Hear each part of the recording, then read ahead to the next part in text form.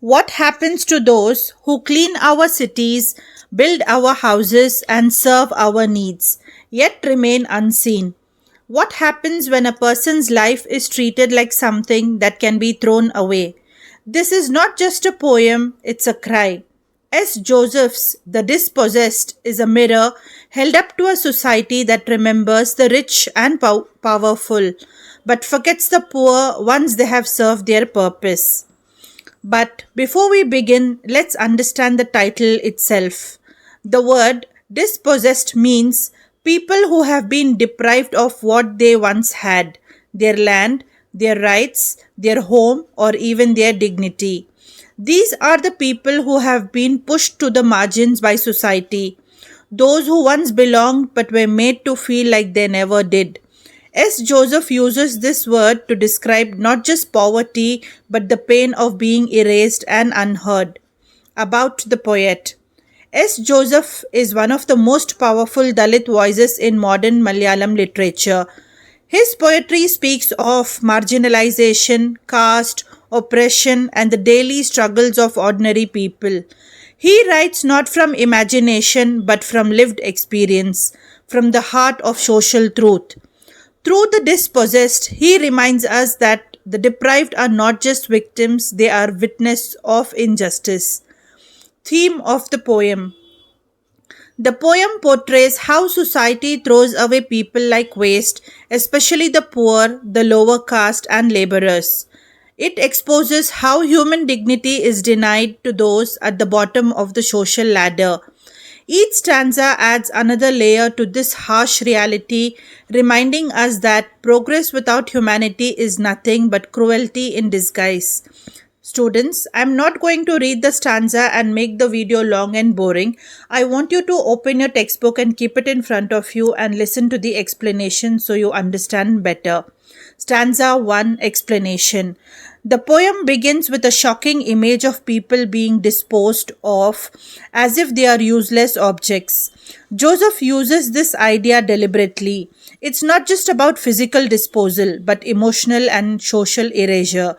The dispossessed are those who once served a purpose, perhaps as workers, servants, cleaners, and are now forgotten. This stanza sets the tone. Society values people only for their use, not for their humanity. Stanza 2. In the second stanza, Joseph moves deeper into the idea of identity and invisibility. He shows how these people, the dispossessed, don't even have names that matter. Their voices are not heard, their presence not remembered. Even their deaths go unnoticed. It is a haunting reminder that while the powerful leave legacies, the poor leave only traces that quickly vanish. The poet forces us to ask what kind of civilization celebrates success while stepping over the forgotten. Stanza 3. In this stanza, Joseph introduced the irony of progress. The modern world claims to be advancing with technology, comfort, and globalization. But who builds this progress? It's the same dispossessed class. Their labor builds cities, yet they never own even a simple or small corner in them. This stanza is a critique of hypocrisy, a world that worships development but ignores the human cause behind it.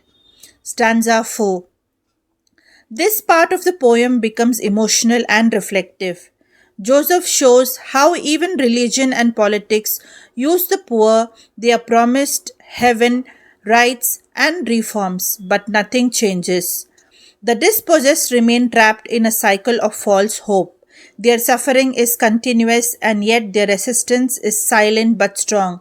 Here, Joseph's tone shifts from sorrow to quiet rebellion. He reminds us that though they are dispossessed, they are not defeated. Stanza 5. In the final stanza, the poet's voice becomes both mourning and warning. He shows that society's habit of discarding people is destroying its own soul. When we treat humans like waste, we prison our own humanity. The poem ends with a moral urgency, a call to remember, to recognize, and to restore and to restore dignity to the unseen. The dispossessed are not gone.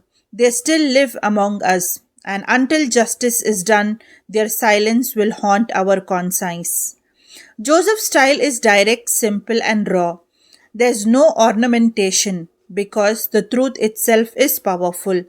His tone shifts from calm observation to deeper anger, from sorrow to protest. The everyday words carry extraordinary pain. That's what makes his poetry unforgettable. It forces us to feel the truth, not just understand it. The dispossessed reminds us that injustice is not natural, it's man made. And if it is man made, it can be unmade. The poem tells us to see those who have been made invisible, to give voice to the voiceless, and to never forget that every life matters equally. Joseph doesn't ask for pity, he demands justice. And so, as the poem ends, a question remains: who decide whose life is valuable and whose is disposable? S. Joseph's The Dispossessed does not let us escape this question. It stares into our hearts and asks, are we the ones being dispossessed or the ones doing the dispossessing? In the silence that follows, the poet voice echoes: to dispossess a human being is to dispossess your own conscience. The poem is not just literature, it's a revolution in words. It reminds us that change begins the moment we start seeing the unseen. If you have understood the lesson, if you have understood the poem explanation, students, please don't forget to like, share, and subscribe to my channel, and also comment below your thoughts on the poem.